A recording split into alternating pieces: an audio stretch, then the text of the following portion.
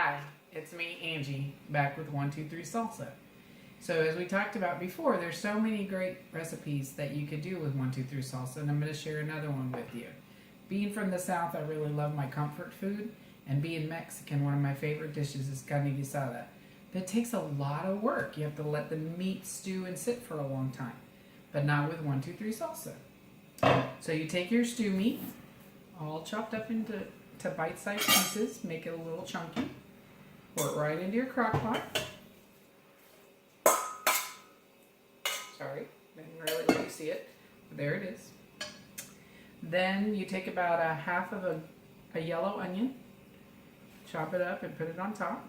And then here's the hard part.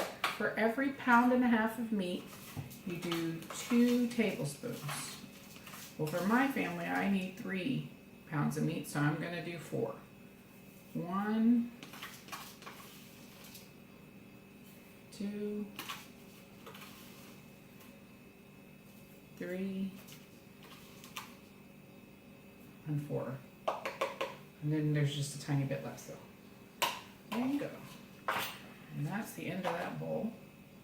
And then 1 can of petite diced tomatoes, one of my favorite staples, always in my pantry.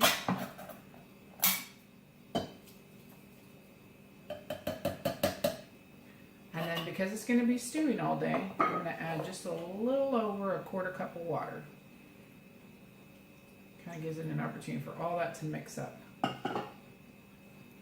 Just stir it in there real good. And it doesn't look too pretty. It's just red meat and tomatoes at this moment with the seasoning. And then put on your lid.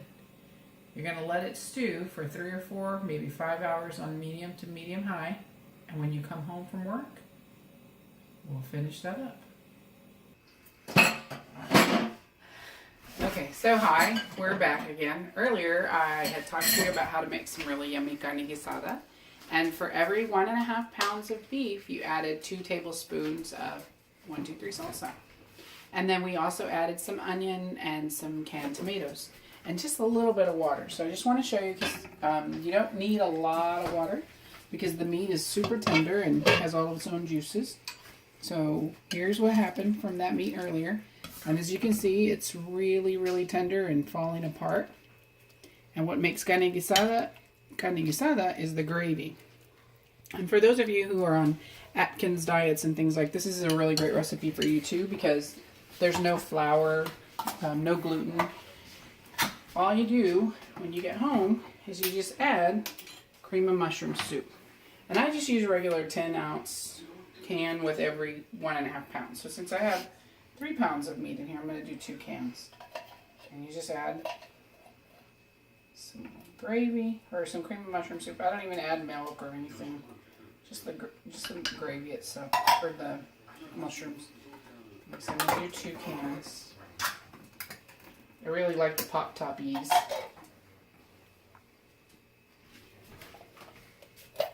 And just add it to the meat.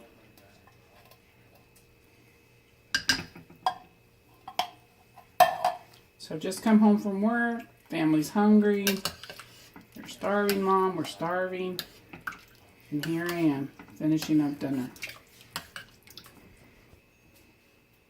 So here I am, I've got my meat, it's nice and stirred, and you can see it has a real nice, good gravy to it.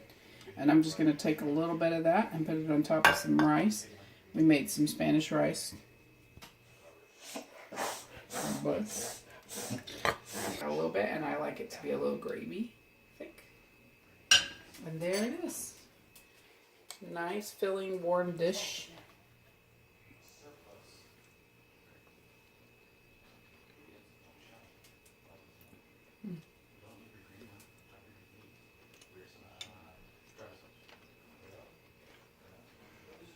Really tender. Good stuff.